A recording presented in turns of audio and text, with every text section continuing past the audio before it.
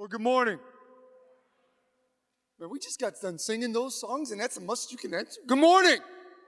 Yes. I have the privilege of introducing our chapel speaker today.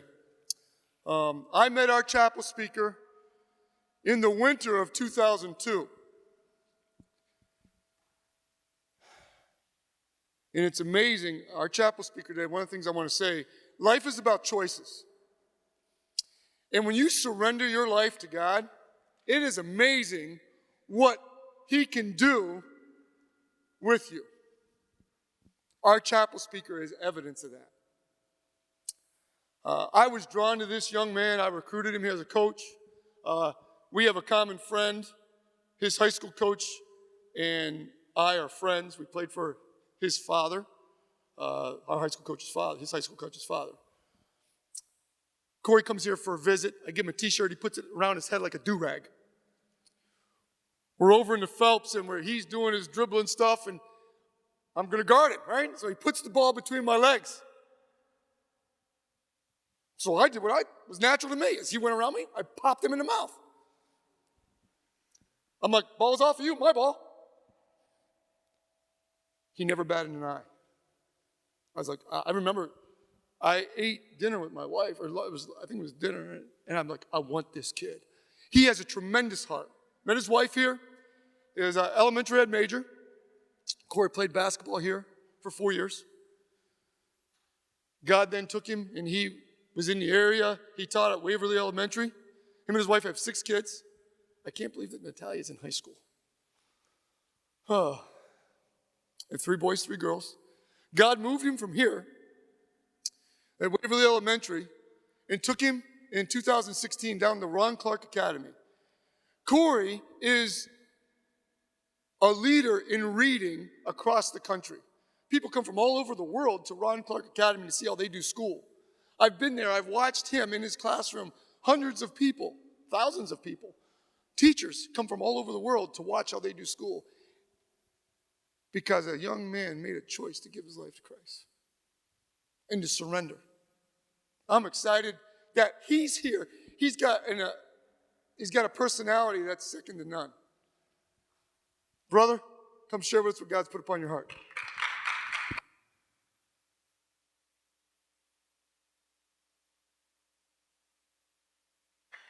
All right, let's get right to it. Let's open up our Bibles to the book of Numbers. I thought this would be a great introduction. I'm going to read the first 6 chapters of the book of Numbers aloud to you, and I'll be reading from the King James Version. So, never, no way. Okay, we're not going to do that, but I appreciate all you good little Baptists bringing out your Bibles. He was getting ready to knock this out. It was really good. So, it's very surreal to be here. How many have had a good day in their life? Raise your hand. Keep your hand up. How many have had a bad day? Put your other hand up. This is already a success. I got a bunch of Baptists to raise their hands in a chapel service. So I hope you got a picture of that, Dr. Leto. So this is really a surreal moment for me, like for real, because when I came onto this campus, it was Baptist Bible College at the time, and I came to a Bible college not believing the Bible, not a Christian, not a Jesus follower in any way, shape, or form.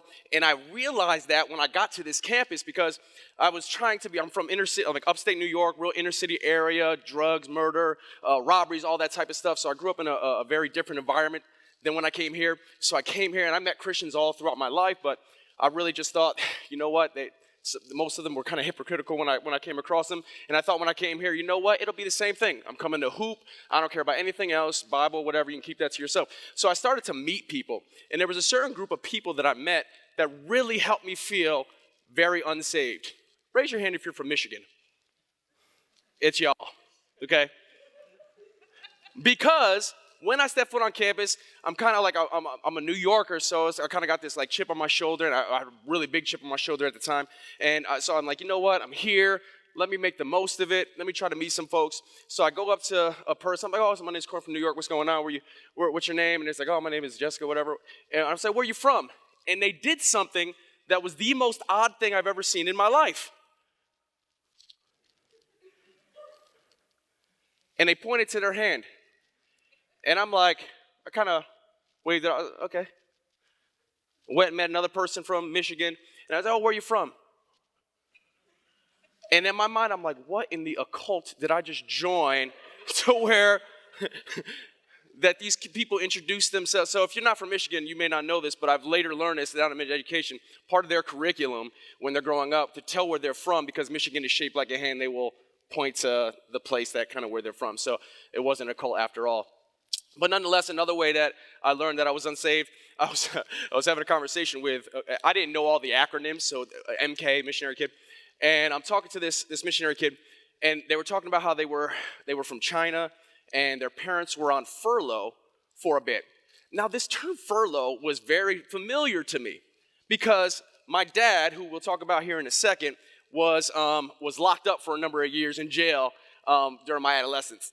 And there was a program that he was a part of in one of the prison systems that he was in. They had a furlough program where he was allowed to come home on the weekends, but had to be back at a certain spot, and he went back to jail through the week. And so I'm talking to this kid, and he said his parents are on furlough. I'm like, oh, we're going to be friends. I said, where? I said, where are they from? And I said, my dad's on furlough from Poughkeepsie. He's in Poughkeepsie. He's on furlough. And I said, where's your parents at? And they said, China. I'm like, international criminals? Are you kidding me? Like, yeah, you really are. We're really going to be free. Y'all had to do something crazy to be going to jail in China. And then I learned what an MK was, because then I thought, MK, if I'm a PK, a prisoner's kid, MK got to be something like that. And then I found out I was a missionary kid, and they were just on furlough for the time being, and they were going back to China to spread the good news of the gospel. So, yeah, I learned really quickly here. But nonetheless, we are going to get into the Word today. We're going to be talking from the book of 1 Corinthians. And when Dr. Lido and Coach Shao reached out to me, it was really nerve-wracking. I'm a teacher. I'm not a preacher. I teach middle school reading. So it was really kind of odd for them to kind of reach out to me to speak to you today. And when they asked, I was currently reading through the New Testament, and I just finished up 1 Corinthians, and I came across a very simplistic. I saw you had D.A. Carson coming next week. This is not going to be a D.A. Carson, right? This is going to be, I'll let your Bible teachers to get you through all that stuff, the exegesis, all those good Bible words. But we're just going to talk about practicality today. And there's a verse, to give you some context of 1 Corinthians, probably you've learned this. You know, Paul was there for about a year and a half doing his missionary thing. Then he moved on to continue to do his missionary thing. First couple verses, he catches wind of some things that are going on in this church, right? The first part, we got the teacher groupies, right? I follow this guy, I follow this person, and they were kind of arguing about it, and he kind of helped them work through that. The next few chapters, it was the sexual misconduct, and he kind of helped Jerry Springer stuff, and that joke might not hit you because you don't know because you're young, but the older folks in the office or in the room will know. And then he's talking about food sacrifice to idols, and he's just helping the Corinthian believers kind of work through that. And then he gets into this verse. Are my slides up, Mr. Kelly? And he gets to this verse in 1 Corinthians 11:1, and he just is talking to them about doing whatever you go do to the honor and glory of God, and he wraps up the section with, be imitators of me as I am of Christ. Now, we all know Paul's story. He's not, inherently, he wouldn't be somebody you would typically imitate, right? Because he was crazy. He wreaked havoc on Christians all across the land. But I think what he's saying here is he's saying, watch me as much as I am. I'm not perfection. I'm not Christ. But as I'm imitating him, I want you to imitate that example. And examples are incredibly important in our lives. And I learned this as an educator, but I have a buddy of mine who I teach with at the school. He's an older man. He's just a really good dad. He had a son that he said when his son was in his preteen years, they would continuously butt heads over the kid's room not being clean. He would say, son, I need you to go clean the room. And the son would go up, and if you're a boy, you kind of know what this looks like, right? You shuffle some clothes around, you throw some stuff under the bed, you take the dishes out, close a couple of drawers, and then you think you're good. Well, it wasn't up to the standard that the father wanted, and they would just continuously argue and butt heads over this room being clean until the father came to the realization. He said, you know what? He probably needs an exam. He doesn't know what a clean room looks like. So what he did was he went up there with his son. He said, son, let us clean your room. So they cleaned it, put everything away. He showed him how to do it. He took a picture of it and then put it on a bulletin board in the kid's room as a reminder of what a clean room should look like. And I thought it was just fascinating. And as an educator, I see this all the time. I give what I think are simplistic directions to middle school kids. For instance, I gave them a notebook. I said, look, you're going to have the same heading on every single page in this notebook. It's just like this. First line, you write the topic we're talking about. Second line, you write the article title that you're reading. The third line, I want you to write the date. And then I want you to skip a line and put a number 1. You could all probably do that right now with little to no issue. Y'all. When I looked at these notebooks, I had people writing in the top part of the thing. They fit everything in the top. I had people skipping every other line. One kid started his math homework on one of the lines, and it was just like, what? I thought these directions were so easy to follow. So what I did was I made my own copy. I took a picture and I threw it in their Google Classroom so they would always have an example of what I expected of them. And this is what Paul's saying. He's saying, follow me because I'm an example of God. But in retrospect, and as I look at my own life, before I came to this institution, not everybody gets to grow up with great examples in their lives. And this may be true of you, but I didn't grow up in a Jesus-following home. The Bible was nothing in my house. And the people, before I came here, if I was left to follow and imitate them, I would be in a very, very different place than where I am today. Because when you think about it, no matter what your relationship with your parents are, they're your first teachers, right? And you look, even if they're not great parents, that you look up to them in some way, shape, or form. And they're the people you're most intimate with, and you're gonna follow examples of them in some way, shape, or form. And as I look back, trust me, I love my parents with the depths of my soul. But I'm getting ready to share some information with you that if I didn't have the examples that God put in my life when I came to this university, again, I would be in a very different spot. I'd probably be in prison, or I'd be somewhere not doing what God has led me to do. You see, I'll talk about my father first. Again, I love him very much. But my father he had a job, and his job was he was a pharmaceutical salesman of the street variety. And some of you probably kind of flew over your head. So I'll say it in more layman's terms. He was a drug dealer, and he was a really good drug dealer. But one of the problems with drug dealers is you're a drug dealer, but one of the number one rules in drug dealing, you didn't know you were going to get a course in street history today, but you're going to get it, is you never want to do drugs that cost more than the drugs that you are selling. And my father fell into this addictive process, this nature, and it just ruined his life. In fact, they were drug addicts, but they weren't like, you would think like if you had a problem like that, you would hide the stuff, hide yourself, like do it in secret. No, I can envision the wicker shelf that was in my parents' bedroom. And I could still, in my mind, as I speak to you, I could see the little green plate with razor blade marks etched into it with a little white powder of a mountain with a playing card on top of it. And if that wasn't enough to just be able to see the drugs really out in the open, my father and my mother would walk up to this plate, take that playing card, take a corner full of this white powder and sniff it right in front of us. Like it was nothing. Even as I tell you right now, I really have no feelings towards it because it was such commonplace that it became just part of the nature of the house. But there was one point where it really did hit me. You see, I don't know, I was coming home from school, from practice or something, and I came to the house, and the house appeared to be empty. And mom, dad, nobody's there. My siblings, I have 4 brothers and sisters. Nobody was in the house, so nobody's around. So I checked the bedroom, nobody's there. My sister, nobody's there. And we had this back corner room that kind of served as like a storage area. And the door was closed, and it's not typically closed, but it was closed. And I can still, one of the most horrifying images that I've ever seen in my life.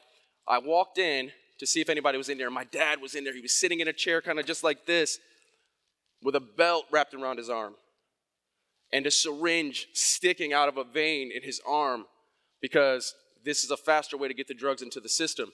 And I don't know what it was about that particular moment. Like I said, I've seen him sniff this junk my entire life. But when I seen that needle stuck in his arm, he laid out, passed out, it just did something to me. I remember running out the house, crying crazy. Went down to a street down the block and just sat on this stupidest building. And I don't know how long I was there before my sister came and found me and brought me back to the house. And I don't remember anything else past that. But I'm 40 years old. That happened when I was probably 14 years old. And I can still see every single part of that image. Now what? Am I supposed to follow that example? Because we won't even get into the alcohol and the abuse, not even to us. I think we got hit, but it wasn't nothing crazy. But to my mother, I've seen him hit my mother. So is that the example as a man that I was supposed to follow? Is that who I'm supposed to be imitating, especially since I didn't have any Jesus followers in my life, or my mom, who partook in the family business and did the same things that my father did. But we'll take it a step further, because when you start to run out of money, you have to start to resort to other means to get the money that you need to get the drugs. And I remember a story where my sister, who is a saint, like just held it down as a 16-year-old girl. She was like the mother, the matriarch of the family. She would work, she would pay bills, she would make sure we had school clothes. And she was working at a old picture agency called Olin Mills. Nobody knows what that is probably in here except the older folk. And Olin Mills was this where you went and got your pictures taken. And she worked there, and she was responsible for closing up the store. And she took, she didn't get to the lockbox in time with the money they made from that day, so she had to bring it home. And needless to say, my sister didn't have a job the next week because my parents took the money and used it for nefarious purposes. But even then, I got a job as a 14-year-old, and I was making $140 a week, and I thought I was balling. Man, you couldn't tell me nothing. So I'd get my check for $140. I would take that thing to the bank, cash it, boop, and put it in my underwear drawer, because nobody goes in nobody's underwear drawer, right? And I would have it in there. And I remember several times where my mother would come in when she thought I was sleeping, and she'd go in my underwear drawer and take some of the money out to help support the habit that they had. But that's not even the worst of it.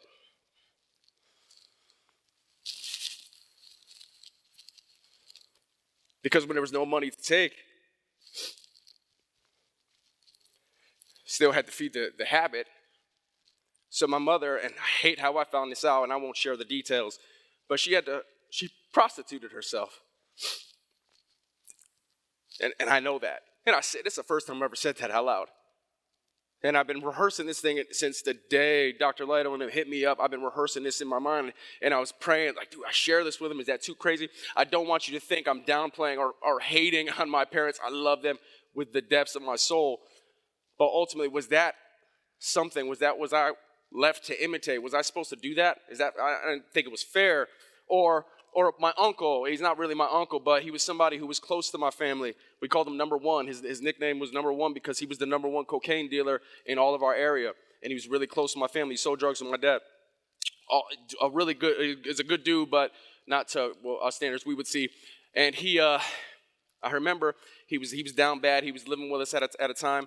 And my parents, very strong, they made strides to not be addicted to drugs. And I've seen them go cold turkey. I've seen them do the hospital thing. And they were at a point where they were fighting the addiction and they were winning, and it was awesome. But one of the problems when you're in that trade, people need to come to you to get drugs for them because they can't access the drugs. So they would come to my dad and have my dad go get the drugs. And what do you think my dad would do when he got the drugs?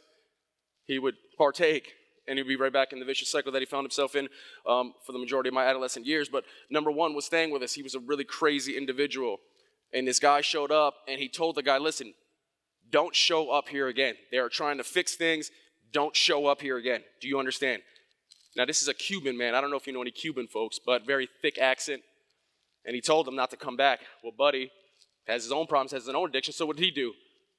He shows up again.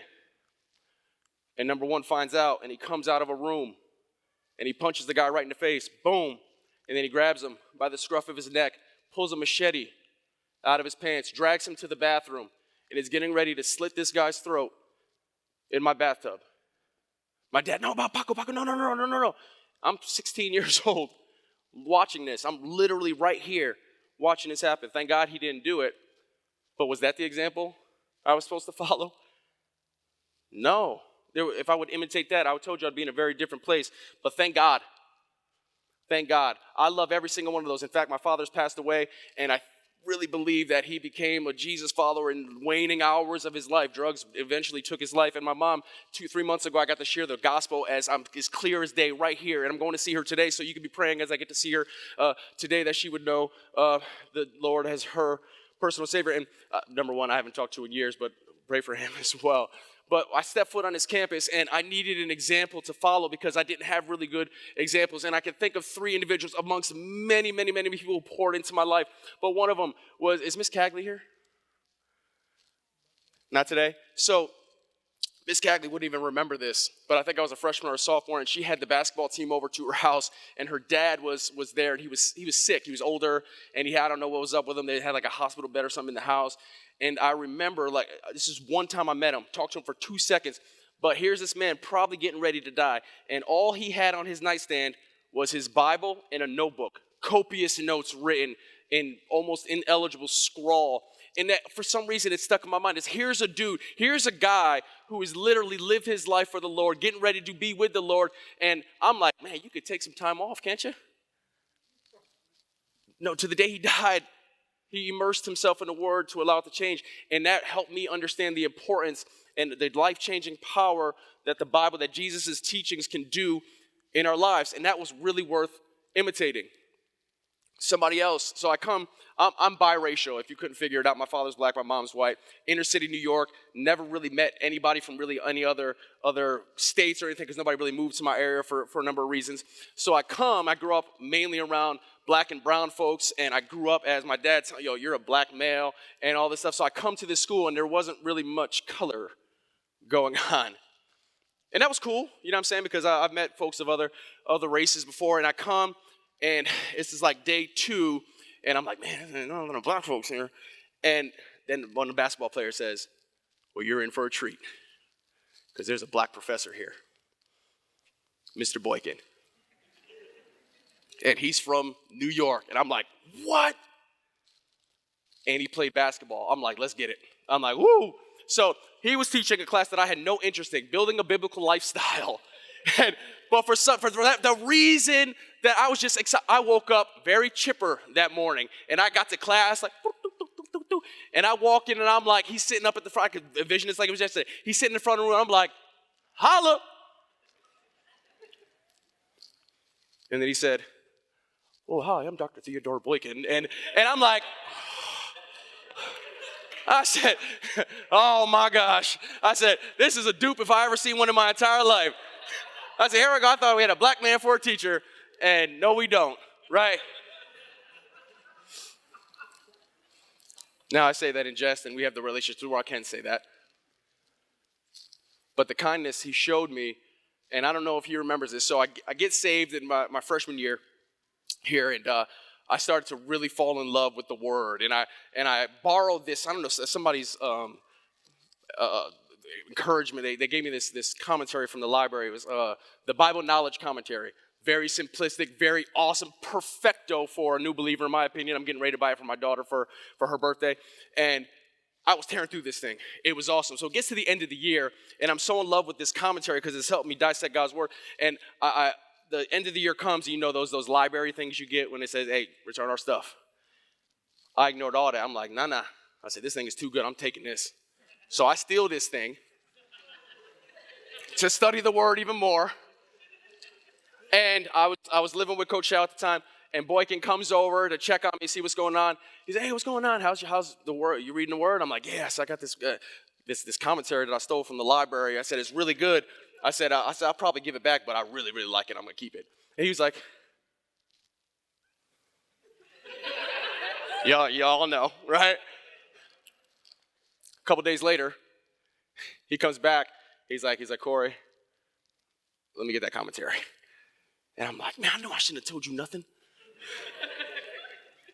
So I give him the commentary. He pulls a brand new one out of his bag. He went and bought it for me. And I don't know if you remember that at all, but it really changed. It showed, because he could have turned me into the police, and I'm like, oh, here we go. My life's ruined. The Bible college police. And the way he handled that situation, the way he interacted with me, really meant a lot. And I'm glad you're here today so I can share that story, make fun of you a little bit, but also show that you left an indelible mark. Just that interaction, and we've had many interactions, as you know. But the way he interacted with me, the way he handled me there was a blessing. And that commentary is still my favorite to this day. And the last person I'm going to talk about was the man who introduced me. Because here's a guy, very opposite. I'm an inner city kid. He is a country bumpkin from Schroon Lake, New York. And what other power but the life-changing blood of Jesus Christ that could bring two guys together like that? But he is the one that God used to lead me to my relationship with Jesus. And it wasn't one of those just deals where it's you get saved for the numbers. And no, he got down in the trenches with me because, as you know, sanctification is a very slow process. But he worked with me through all of that. He got into the trenches. This is something that I don't think we typically do as believers anymore. We don't get into the dirt, the muck, the trenches with folks. We just get people saved and kind of leave them to their own devices. But I messed up multiple times. There's leadership here that are probably surprised to even see me here because they remember me when I was a 19-year-old kid when I came to this campus. But as he led me along this path, every sin, every time I messed up, he was right there and he had my back and he discipled me, mentioned me to this day. He was the best man in my wedding. I lived with him for a number of years. He didn't even let me go home my freshman year because he knew what I was going back to. He knew what I was left to imitate at my old house, so he let me stay. This guy has 6 kids, and he let a 19-year-old kid from New York stay with him. And I'm so thankful to him and how God used him and how he continues to use him in my life. I'm a grown man, and I still call him for advice. I got 6 kids because he has 6 kids. I wanted to have 8, but my wife is a quitter, okay?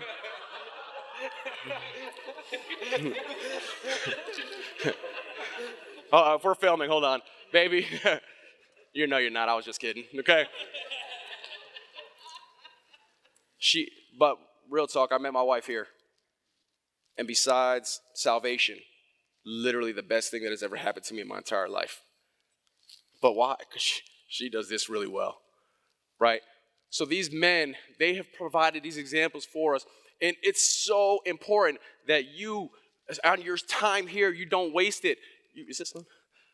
You don't waste it. You need to find somebody.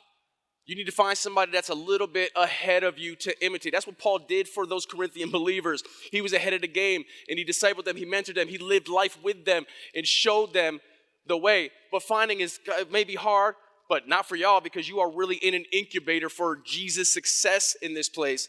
There's enough adults, there's enough people in your circles, in your dorms, your dorm parents that you can find, but you also have to follow. You have to follow them as they imitate Christ. They're not perfect. And I think too often we shirk the responsibility of being a Jesus follower and say, no, don't look at me. No, don't imitate me. No, you imitate Jesus. Imitate Jesus. No.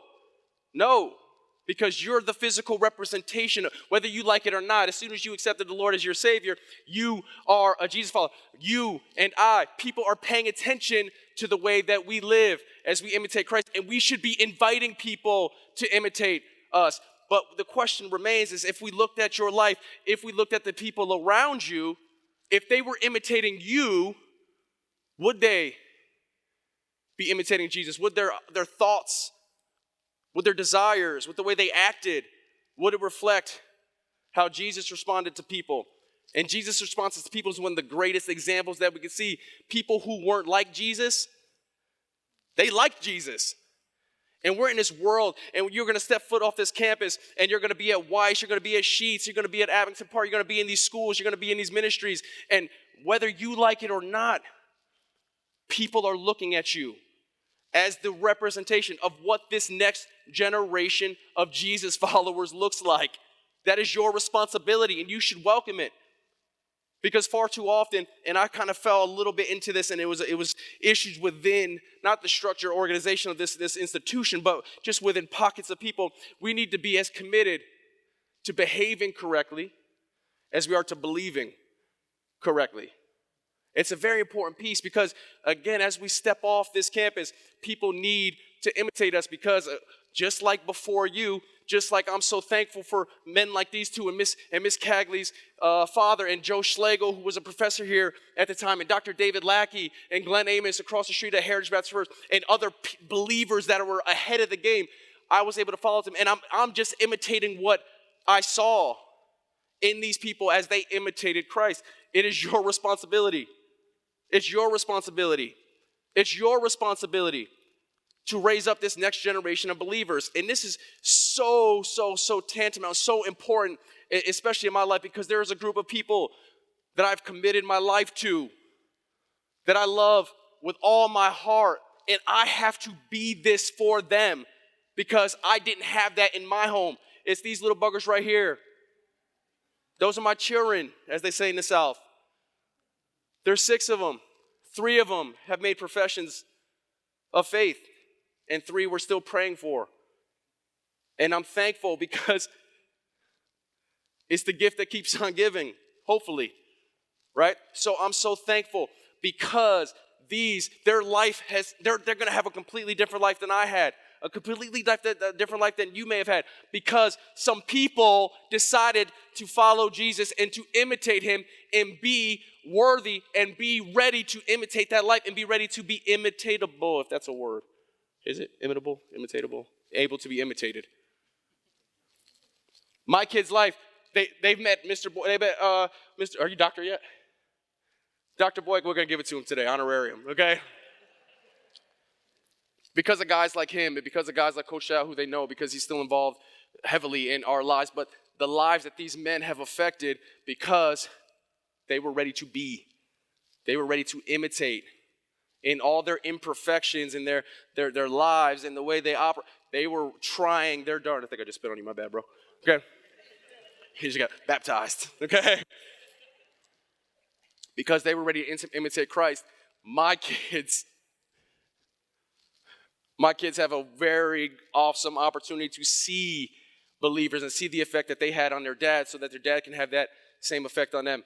And I will close with this because I know you got to get to class and I know you're clamoring to get to class, unless it's building a biblical lifestyle with Teddy Boykin, okay? And hear me when I say this. You don't hear anything else I say, please listen to this. Because if you are a Jesus follower, and I'm not going to think that I'd be naive to think everybody in here is, but if you are, this next thing I'm going to share with you is one of the most important things that as you step foot out of this place, that you're going to be worth imitating. And it's this: your life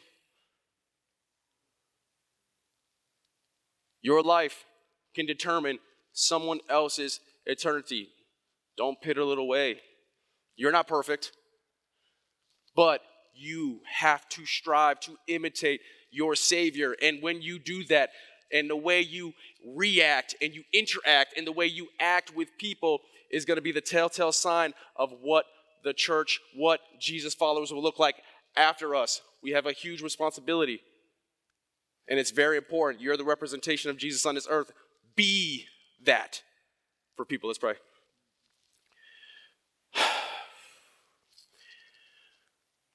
God, I just pray that everybody in here, myself, that we would imitate Jesus' life so well that anybody who chooses to imitate us would be imitating your Son. We thank you for loving us. We thank you for salvation. I thank you so much for this institution. Father, some of the best years of my life, my closest friends, my best friend. And I pray that your blessing will be upon it and upon these students as they go and seek to imitate you every day. In your Son's name, amen.